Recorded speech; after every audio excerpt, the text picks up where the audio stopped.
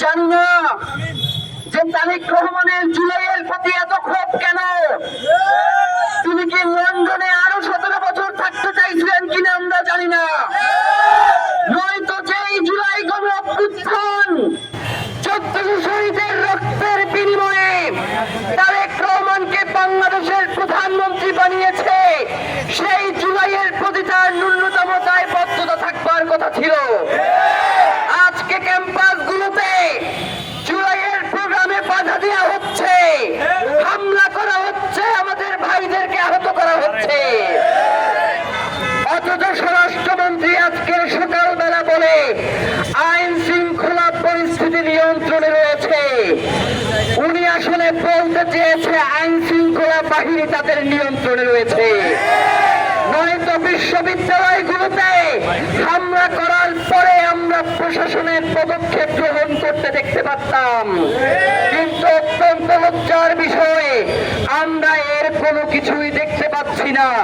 সেই জায়গা থেকে সুস্পষ্ট যে এই হামলাগুলোতে সরকারের সুস্পষ্ট মদত রয়েছে। আমরা সরকারকে জানিয়ে দিতে চাই যেই জুলাই শহীদের পিতা বলেছে আমার সন্তানকে ততক্ষণ পর্যন্ত দাফন করব না যতক্ষণ পর্যন্ত হাসিনা এই দেশ থেকে বিতাড়িত না হবে। আমি আমার ভাইকে ততক্ষণ পর্যন্ত দাফন করব না যতক্ষণ পর্যন্ত বাংলাদেশ থেকে ফ্যাসিবাদ নির্মূল না হবে।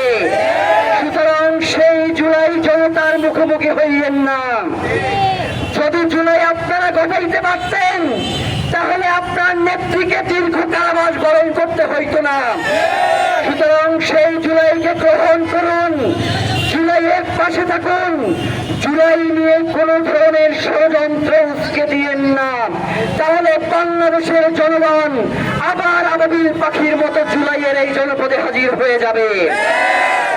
প্রিয় ভাইয়েরা, ইদানিং দেখতে পাচ্ছি যে আমাদের সহযোদ্ধা ছাত্র দলের ভাইদের আমাদের চোখের প্রতি খুব আক্রোশ। তারা ইদানিং চোখ থেকে হয়ে উঠছে। বিভিন্ন রাজনৈতিক সংগঠন এবং ছাত্রদের চোখের উপরে তারা সরাসরি আঘাত করে তাদেরকে অন্ধ করে দেওয়ার একটা পায়ে তারা করছে। জুলাইতে অন্তত আমাদের শত শত ভাইদেরকে অন্ধ করেও জুলাইয়ের এই দাবানলকে থামানো যায় নাই। সুতরাং জুলাই মাসে জুলাইয়ের বিরুদ্ধাচরণ করে যদি কোনো পদক্ষেপ গ্রহণ করা হয় সেই জুলাইয়ের দাবানলকে আবারও থামানো যাবে না, এটা বলে দিচ্ছি।